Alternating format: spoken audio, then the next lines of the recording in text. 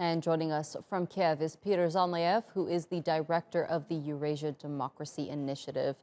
Thank you for joining us once again, Peter, here on the NewsHour. Now, Poroshenko, as we've been reporting, he's back in Kiev to face trial, but he's naturally hasn't ignored the crisis Ukraine is facing on its border. And if I'm not mistaken, he said something along the lines of the country needs gunpowder.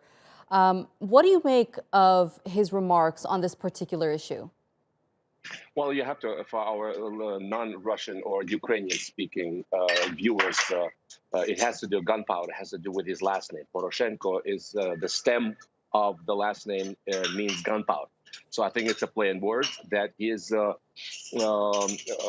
followers and his supporters have kind of adopted to make a point that rather than getting mired in sort of this internecine struggle for primacy, in criticizing President Zelensky's decision to ultimately go after one of his main oppositional challengers, such as the fifth president, President Poroshenko, the country should start getting united in light of Russia's massing troops on its borders and threatening an imminent attack.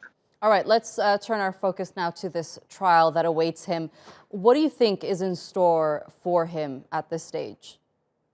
Well, at this stage, I just saw him. I'm sitting at the hotel where he and his lawyers were huddling during the break. He just returned to court. It's expected he will be there another 2 hours. And currently, the judge is deciding what bail to set for him. Originally, the bail was set to about $1 billion Ukrainian hryvnia, which translates to several $1 million. They will be deciding whether that will be a house arrest, which is most likely outcome.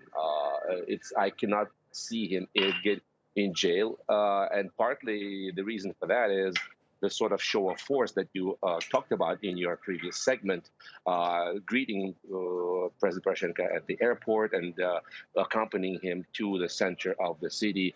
It's inconceivable to me to contemplate Poroshenko in jail simply because it will invite serious popular kind of disturbance. And this is the last thing, once again, Zelensky needs, while Putin is making a very credible threat to invade Ukraine soon.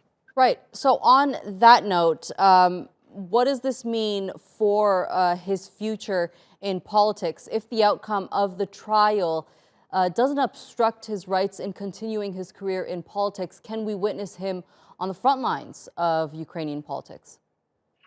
Well, in fact, that's part of the reason why, the accusation against Poroshenko is widely viewed, not only in Ukraine among his supporters, but outside of Ukraine.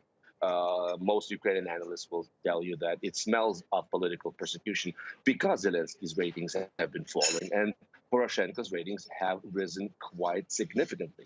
Poroshenko is milking it for all it's worth. That's why you're seeing all these cameras outside of the court and at the airport. And Poroshenko has a chance to actually increase his standing by presenting himself as a martyr to the cause of defending Ukraine against Russia. All right, Petro Zalmayev, thank you so much for joining us here on the NewsHour. It's always a pleasure speaking to you.